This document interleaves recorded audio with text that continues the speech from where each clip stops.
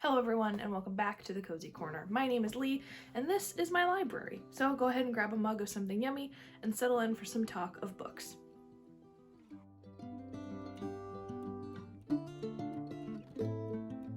Ugh. Second day hair and minimal makeup Lee are back and we're ready to read some bad reviews of good books. If you haven't seen the first video I've done in probably my favorite series I'll be doing this year on this channel, I'll include it in the link up at the top of the video or down in the description below for you to go check it out. We did the classics last time. There were some big old belly laughs that came out of that video. And so I decided to step it up a notch.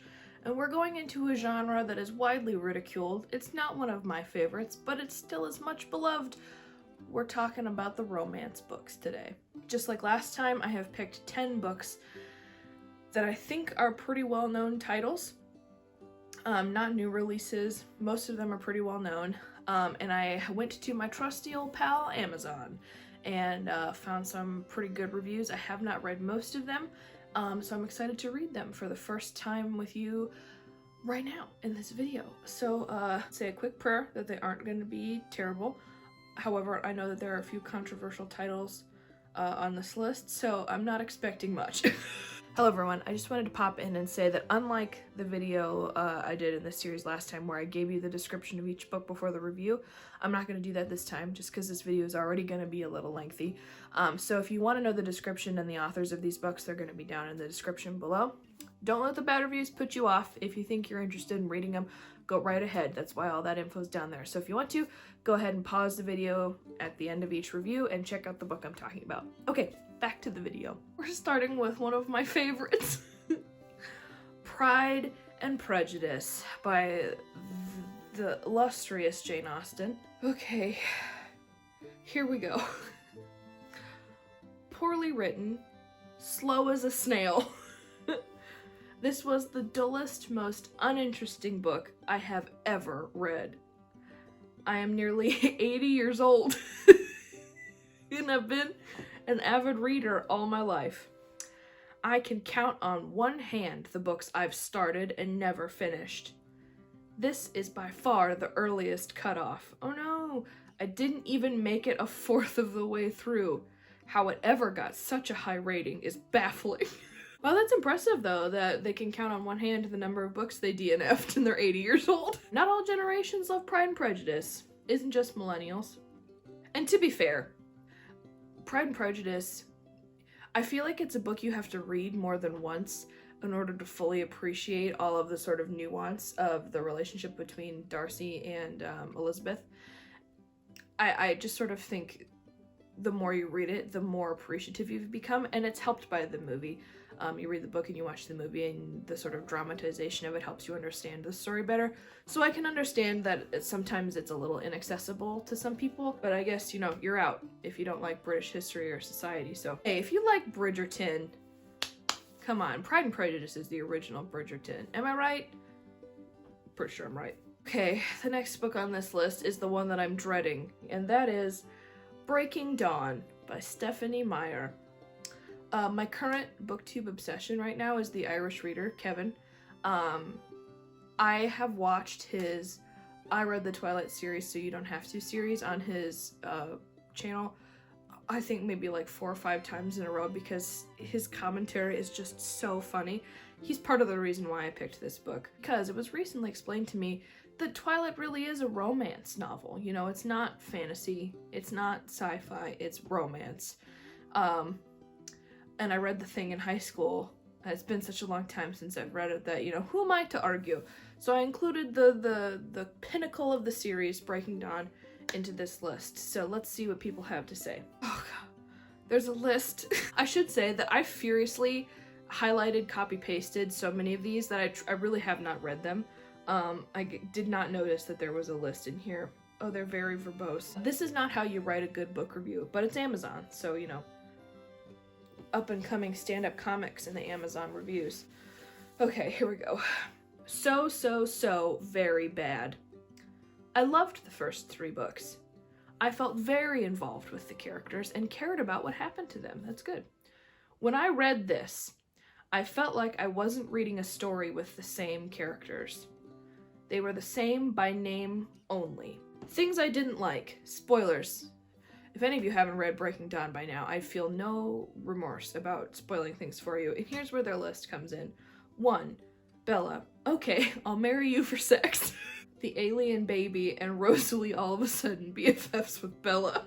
Number 3. As many have said, no one has to sacrifice anything. Shouldn't Bella, whose transformation into a vampire, albeit painful, really wasn't that hard, feel some sort of loss or pain due to the sacrifice she's made? Shouldn't Charlie be terrified of her, or Jacob, disgusted by the whole thing, leaves? No. Instead, she gets the hunk, gets the new family, keeps her human family, and the guy who she's strung along for 3 novels is still in her life as a glorified babysitter. And everyone lives happily ever after. For 3 novels, the Cullens have sacrificed Exposure, the Volturi, and New Moon, the newborns, and then in Breaking Dawn, all they have is a very serious talk with the Volturi. Give me a break. Where's the conflict, the struggle, the sacrifice? Number 4, the imprinting on the creepy alien newborn. Yuck.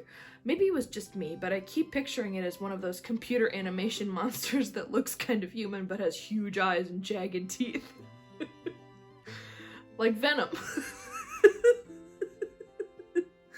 Oh, I never got past Renesmee, stupidest name ever, being an it. I must say that the imprinting thing throughout the books bothered me. So what, he babysits her, changes her diapers, and when she comes of age it turns into, hey, sexy? More yuck. I do agree, that was a really odd way to describe imprinting. Number 5. The birthing scene. Even more yuck. Really, Edward has to chew the baby out? I mean, no sex, God forbid, but creepy, horrifying, brutal birthing scene? Sure. 6. All the build up to their first time and it fades to black. I do remember people talking about this too. Okay, we aren't reading X-rated material, but still. Have Bella talk about it being magical or sparkly. They barely cover the honeymoon. 7. Let's introduce a million characters at the end. So many you have to put a genealogy at the end. Why? Why? When I got to this point, I was half expecting Wolverine or Magneto to come around. All these mutants or vampires with special powers were really obnoxious to keep straight. This next part is in quotation marks. I'm assuming they're quoting from the book.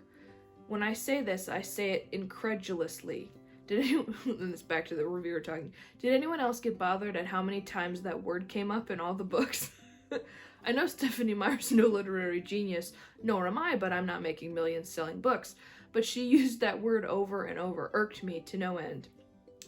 And number 9, I truly felt as I was reading this, and I've spoken to others that have read it who have agreed that it was ghost-written. I didn't know that. It is so far out there from the other books. I am really disappointed and let down. In summary, I hated the book. Wished I hadn't paid for it. Someone offered to loan it to me, but I wanted to have the complete saga. Glad Amazon had it cheap. Hope they don't make this travesty into a movie. Wish I could go back in time to finish with just Eclipse and make up my own conclusion in my head. Oh, that's too bad. Well, don't watch the movie, or if you did, I'm truly sorry that you had to witness the CGI of Renesmee. That's really interesting, because I've actually heard that a lot of people disliked Eclipse more than they disliked Breaking Dawn. I wonder if there's a conspiracy about Breaking Dawn being ghostwritten. If anyone knows if that's true or not, or if they've heard anything about it being ghostwritten, let me know. Love a good conspiracy. Outlander is actually going to be on one of my challenges in March for Book March Madness. Keep your eyes peeled for updates about Book March Madness. Okay. Oh, I'm worried about this one because this is really graphic. Okay. Here we go. Review number 1 of Outlander. Way too wordy. Years ago, I tried to read this book and couldn't get through it because it was just filled with a bunch of meaningless information that was clearly gleaned from the local library. Hey, at least she used her local library. But it was put on sale as a pre-Black Friday special and I decided to buy it and read it on my Kindle. Still too wordy and so disappointing because it became very clear to me early in the book that the author had never been to Scotland. And the author confirmed the fact after she wrote the first book. She has since been there for lectures and what have you. I have been to Scotland 3 times on a self-driving tour with my best friend. Humble brag. There is no feel for the real Scotland in this book. I think it would have been more interesting to read a book about the landscape of Scotland, the way the clans interacted with each other during the time period, and then about in-depth sexual details, prison torture, candle making, and extremely boring details about gathering plants and being disciplined by daddy. Most of all, why use a make-believe stone circle? Scotland has many. Why does the author's photo show her in front of Stonehenge? Why not give us more detail about those very real places and give us some real depth about Scotland during that time period? The main characters just seemed two-dimensional to me. The background characters seem one-dimensional. Jamie finds out that Claire is from the 1940s and he doesn't seem to ask a whole lot of questions about it. Really? It took me 2 months to force myself to get through this book. My advice would be to watch the series on Stars. It cuts to the chase better, and at least part of it was filmed in Scotland. And the characters seem a bit more real. Okay, that's actually, I think, a decent critique. If you don't research what you're writing about, it's going to show. That one wasn't about the graphic stuff. Clearly there were bigger issues than just graphic stuff. We've come to a classic in the romance era. A much lauded book, movie. It led to one of the most iconic People's Choice Award, I think it was the People's Choice Awards kisses between Ryan Gosling and Rachel McAdams. That's right, we're talking about The Notebook. Poorly written and dripping with sentimentality. I have never read a Nicholas Sparks novel prior to The Notebook. After watching the movie and enjoying it immensely, I felt I owed it to the source material as well as myself to give the novel a read.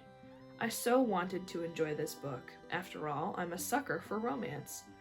What can be said about this book that isn't negative?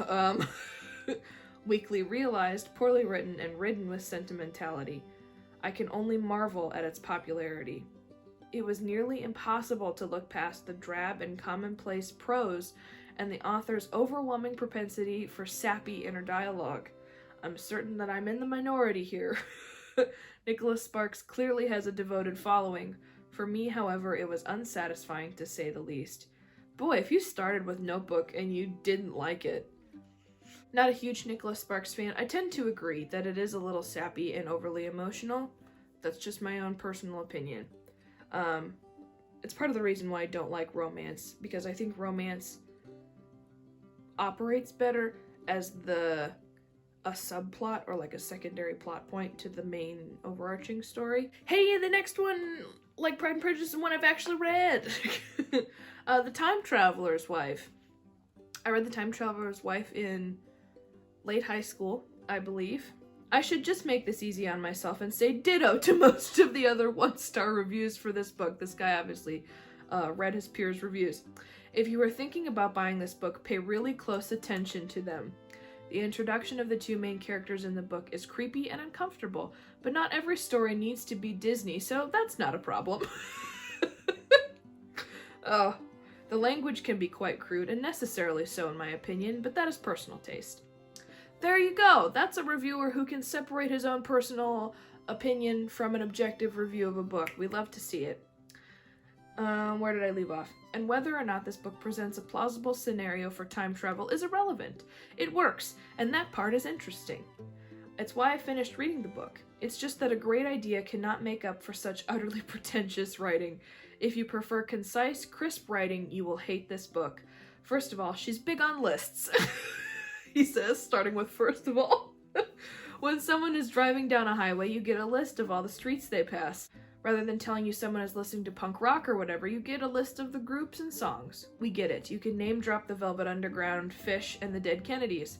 All that leads to is incredibly and unnecessarily wordy passages which destroy the flow of the story.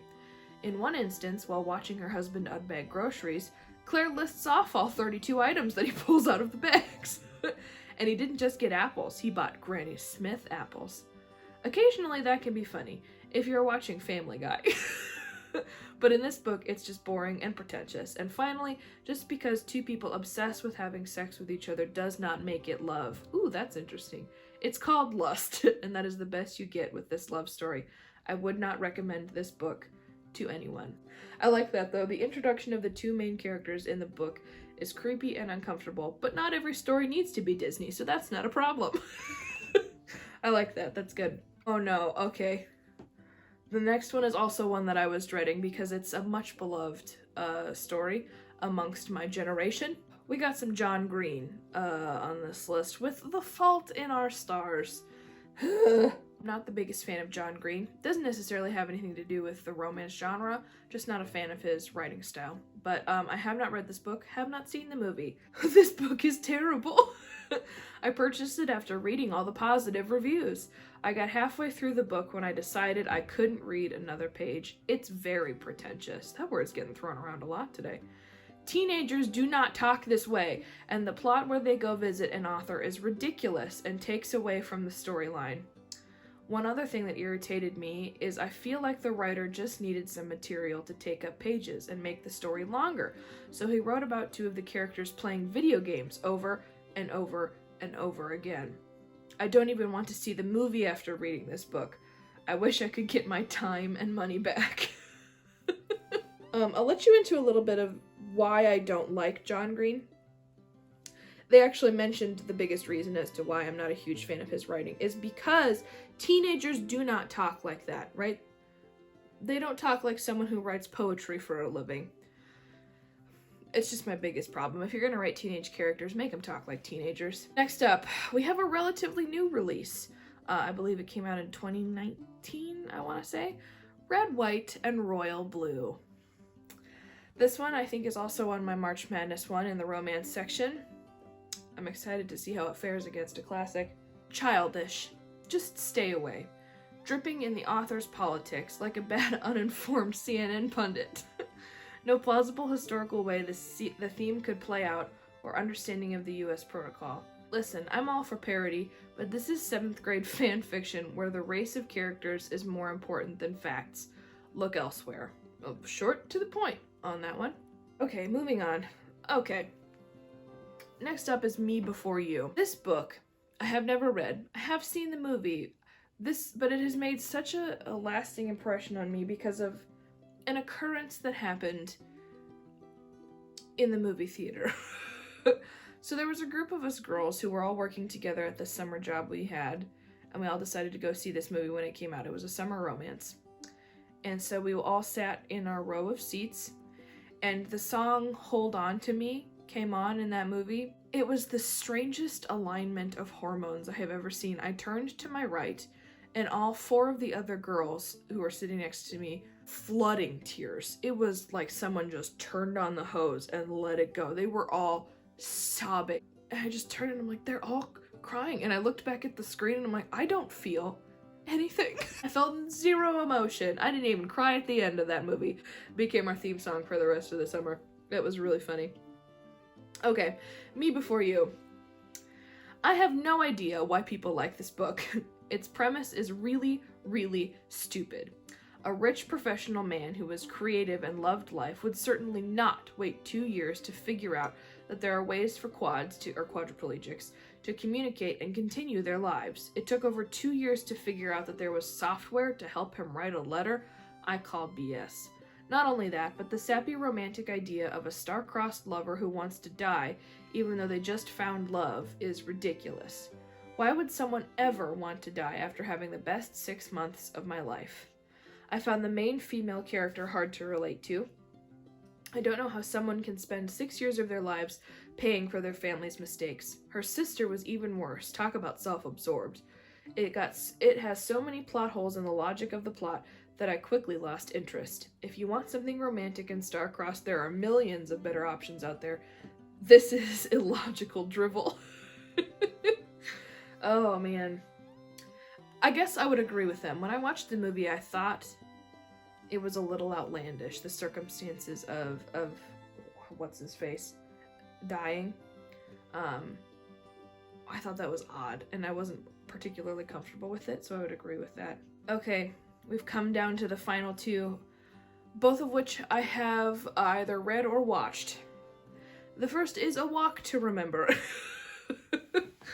Oh man, we got another Sparks. I had to put another one in there. mostly because I wanted to put one in there that I've actually read. I loved A Walk to Remember. That movie did make me cry. I did read the book for a while. In middle school, I was on a big kick of those romance novels. The girls had cancer, but they found love. Dark stuff, but I was on a kick of reading them in middle school. This was one of them. Okay, this is A Walk to Remember. So sweet it makes your teeth hurt. This totally unrealistic coming-of-age love story was trite, poorly written, and lacking in character development. The plot was predictable. Within the first 30 pages, I had figured out the fate of all the major characters and was absolutely on target. This is not a book for anyone who enjoys beautiful language, character development, in-depth psychology, or an intriguing plot, as all these elements are missing. It might be suitable and safe book for a 12 to 14-year-old, which is when I read it, particularly a romantically inclined but unsophisticated young girl who's roasting me. Not worth the time for a mature reader. Ouch. Okay, maybe Walk to Remember is more middle grade literature. I didn't think it was when I read it. I felt a little scandalous when I was reading it. It's been a while since I've watched the movie too. Not everyone likes the sparks, I tell you what. And the last one is also a relatively new release. I have seen the entirety of this series on Amazon Prime. It is A Discovery of Witches. When I tell you that there were reviews on this book, I had a plethora to pick from. I had not anticipated this book getting such bad reviews, but it did. Here we go. What a painful experience. Starting off strong. Let me start out by saying that I love stories about witches, vampires, werewolves, etc. I think Anne Rice's Vampire Chronicles are a work of art. I admit that I think few supernatural books rise to Rice's level, but I've read quite a few that at least were entertaining and didn't make me cringe. How do you go from a heroine with so much going for her in the first third of the book to the whiny, brainless bimbo thereafter? I am so sick of the attitude that love turns a woman into an idiot. Like she can't be smart and independent and be in love at the same time. I can't decide which heroine is worse, Bella from Twilight or Diana.